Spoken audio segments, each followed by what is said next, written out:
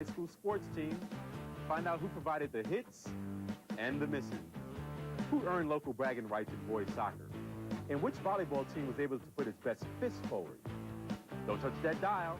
The Baltimore Sun High School Sports Show is next. The Baltimore Sun High School Sports Show. He's going down the right sideline. He's on that.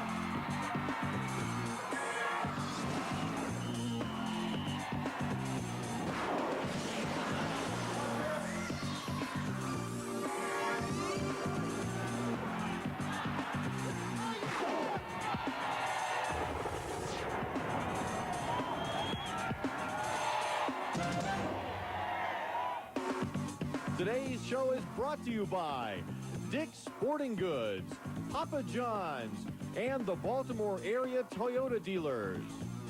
Hi, and welcome to the Baltimore Sun High School Sports Show. I'm Jerry Bembry. We have a lot to cover in this half hour. We have action from week 2 of the high school football season. Our cameras were there when the volleyball season opened last week, and there was a huge boys soccer game that featured 2 local powers. But today, we start with girls soccer, a head-to-head battle between 2 top 10 teams. 3rd-ranked Liberty against 7th-ranked Boston. Boston players were fired up early in this battle between 2 local soccer powers. But there was little to celebrate early as the home team struggled against Liberty's solid defense. In fact, neither team could mount much of an offensive attack until late in the first half. That's when Liberty's Jessica Rogalski took a pass from teammate Michelle Allen. Rogalski's shot slipped just past the Boston goalkeeper, giving the visitors a 1-0 lead. Boston came right back early in the second half. Andrea Marklowitz used her left foot to score from point-blank range, tying the game at 1 and waking up the home crowd. Boston tried to take the lead on this break chance, but goalkeeper Gina Sikragani says, "Not in my house," getting physical to stop Lauren O'Brien's attempt. Boston goalkeeper Candy Kulagowski shows her physical side as well, making this great save against Liberty's Trisha Young. The teams battled through 2 scoreless overtime periods, leaving 7th-ranked Boston and 3rd-ranked Liberty tied at 1.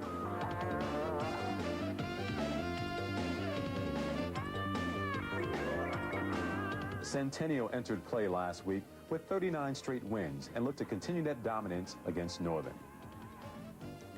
The top-ranked Eagles won the first 5 points, but knew early on they were in for a struggle. Northern suddenly took control of the first game and never looked back. Rocket serves by the Vikings kept Centennial off balance, and Northern went on to win Game 1. Game 2 was a carbon copy of the first game as Northern kept up the pressure. The Vikings took Game 2, and Centennial players were feeling their 39-game unbeaten streak slipping away.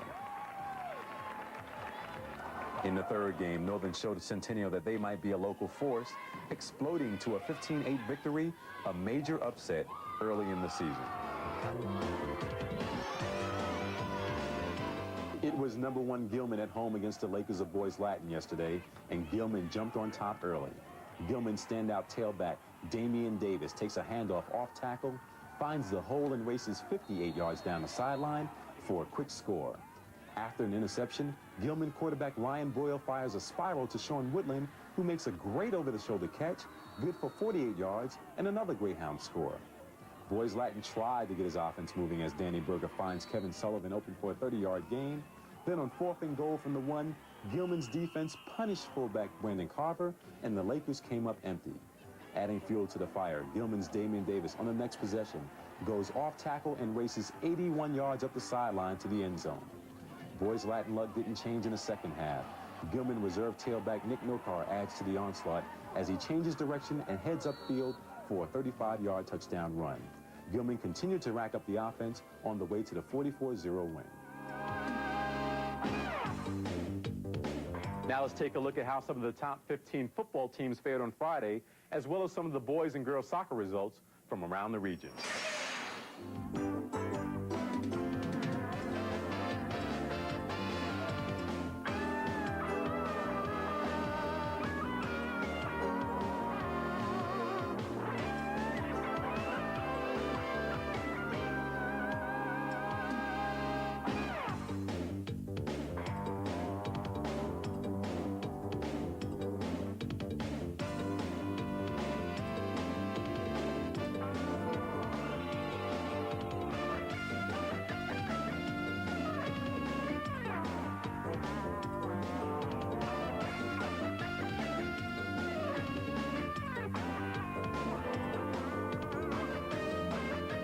When we come back, the second and third ranked boys soccer teams square off. It's the Dick's Sporting Goods Big Game of the Week, and it's next on the Baltimore Sun High School Sports Show.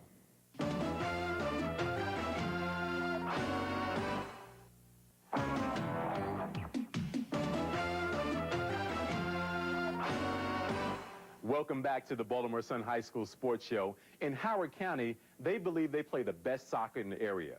In Baltimore County, they feel the same way.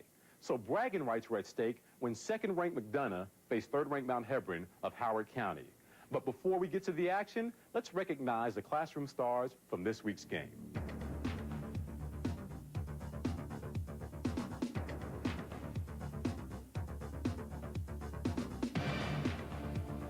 Now let's take you out to the field for Dick's Sporting Goods Big Game of the Week.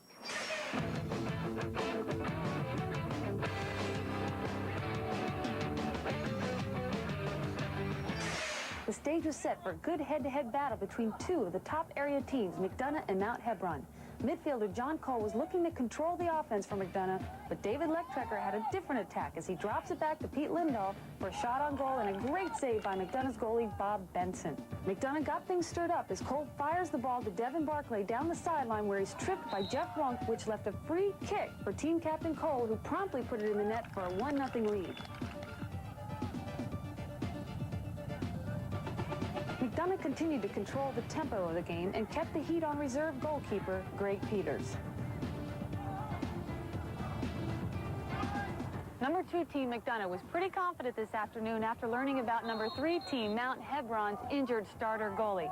But here at the top of the second half with a 1-0 lead for McDonough, the question still remains: where do these two top teams end the season? McDonough's goal this season is the state title, but Mount Hebron would prove to be their first tough challenge. Both teams got down and dirty, but each time Mount Hebron went for the score, McDonough was there to intercept.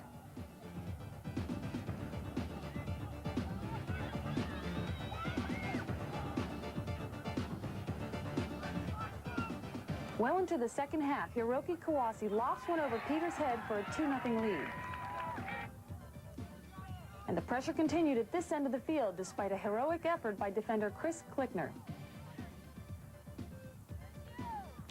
McDonough would get the loose ball back, Lance Stive would take control and pass to Kaiser Chowdhury, who shoots and scores for McDonough's third goal.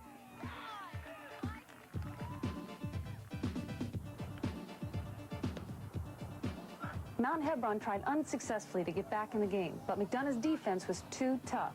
So number 2 McDonough rose to the challenge for a big win over Mount Hebron.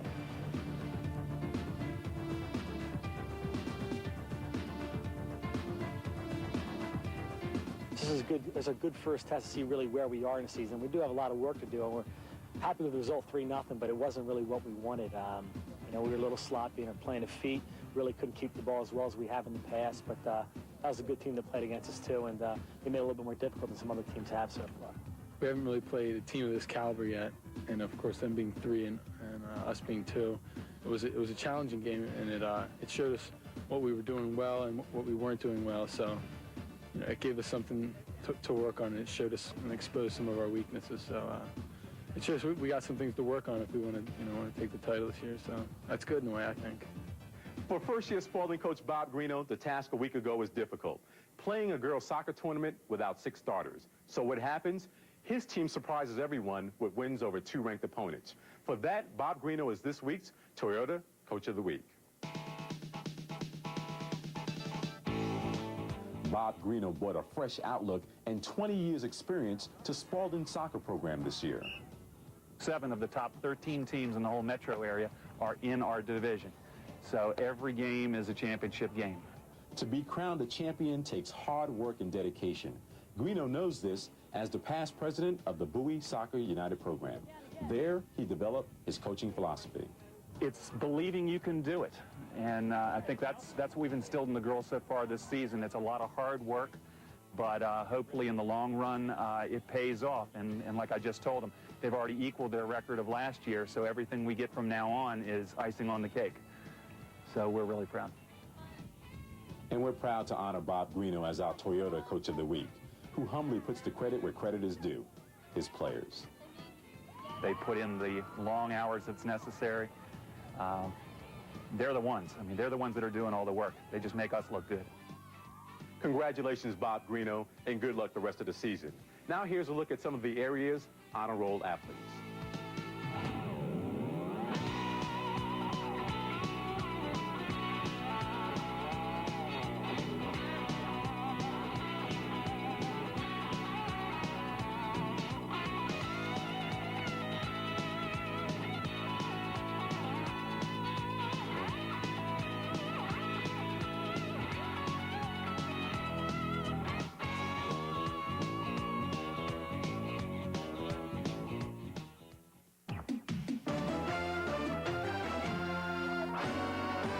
Each week, Toyota and the Baltimore Sun will recognize outstanding athletes. This week's winners are Marissa Shukat, an All-Metro member of the McDonough soccer team, and Martell Threadgill, a Broadneck football player who last week rushed for 236 yards and 3 touchdowns. We salute Marissa and Martell, Toyota's Prep Athletes of the Week.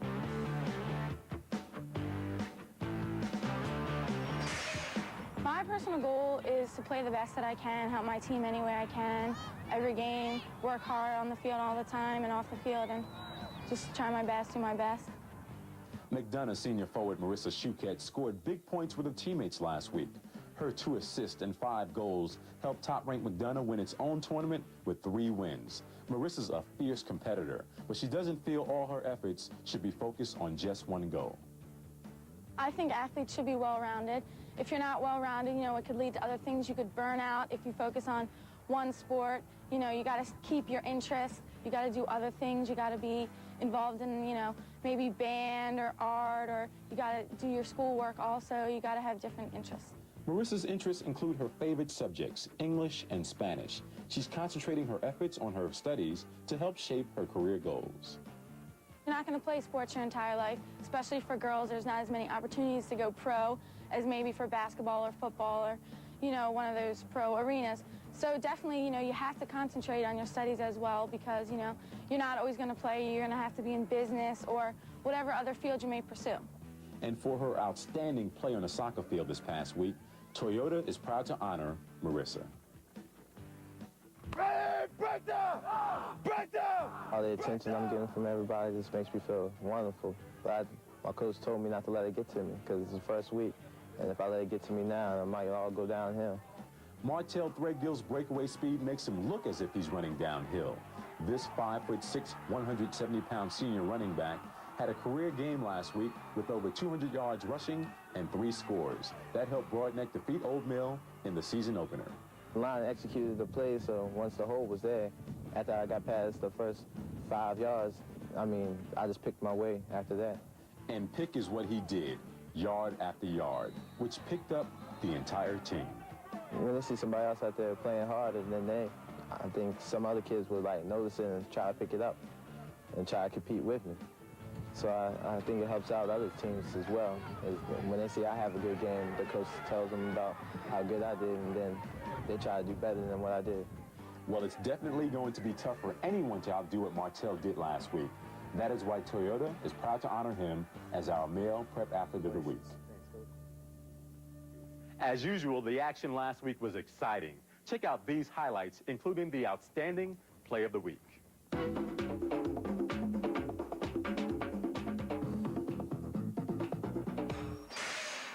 We begin this week's highlight reel with the area's #1 volleyball team, Centennial, as they face Northern. Centennial has dominated local volleyball play the last 2 years, but found a tough opening opponent in the Vikings. Rolling along to the Liberty-Falston game, Michelle Allen of Liberty has a chance late in the game to break a 1-1 tie. She positions herself to lift a shot over the head of Candy Pelagowski, who stretches just high enough to preserve the tie. And in Howard County, star tailback Gerald Smith changes direction on a dime and sprints cross field to pick up a key first down on the way to Howard's first score. Gerald says, you can't beat that.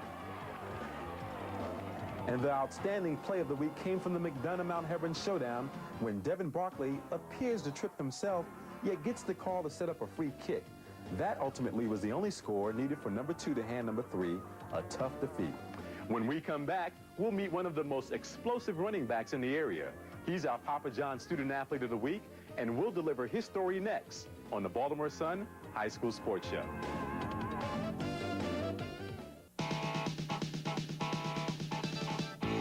Welcome back. When Howard High School running back Gerald Smith was a sophomore, he was the most exciting player in Howard County. He gained over 1,000 yards, once scored 32 points in a game, and was an all-Howard County selection. Smith also excels in the classroom with a near 4.0 grade point average. He is what's right about high school sports, and he's our Papa John's Student Athlete of the Week.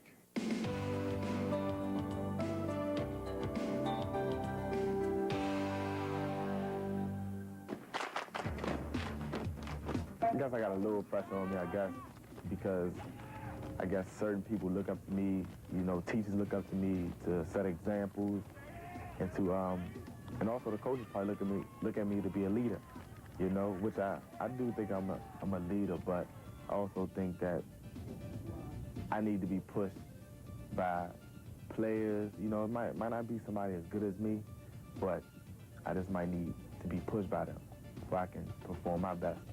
Gerald Smith is looking to perform even better than he did a year ago when he was considered the most exciting tailback in the league. But the football field is not the only place on campus he plans to excel. I see Gerald, he's the leader by example. I think there was a time that wasn't cool to get good grades, and Gerald's not giving in to peer pressure. He wants to do as well in the classroom as he does on the field. And he gets the same amount of enjoyment from getting an A as he does scoring a touchdown. You got to do your schoolwork in order to be something. You know, you can't work hard for 2 years in high school and then stop. You might fail and don't graduate and work at a minimum wage job for the rest of your life. Failure is something Gerald knew firsthand growing up in the rough streets of Southeast D.C. He knew there had to be a better way.